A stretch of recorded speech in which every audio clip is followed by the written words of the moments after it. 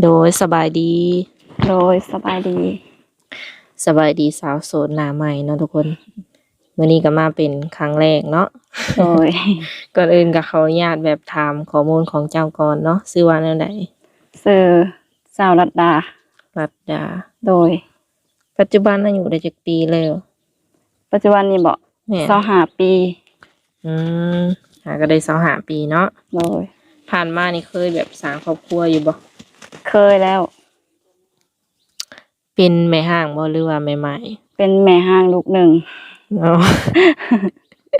ได้ลูกหนึ่งคน โดย ลูกหญิงหรือลูกชาย ลูกผู้หญิง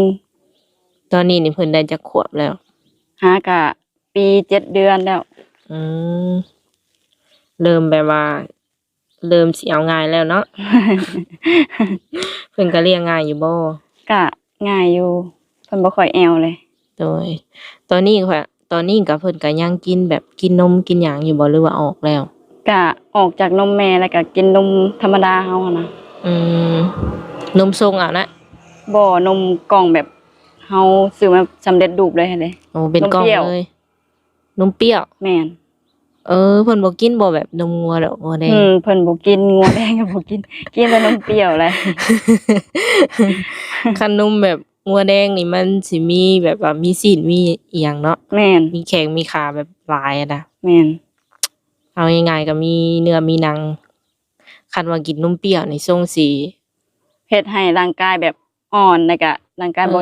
เติบโตเร็วหันนะ เนาะ แต่ว่าเฮาก็พยายามให้กินแล้วแต่เพิ่นก็บ่กิน ซาเฮากินน่ะแบบว่า คือเฮากินนมเปรี้ยวนี่เนาะ จะเฮ็ดให้ เฮาก็ยัง หุ่น อยาก ดีหั้น แม่ นะ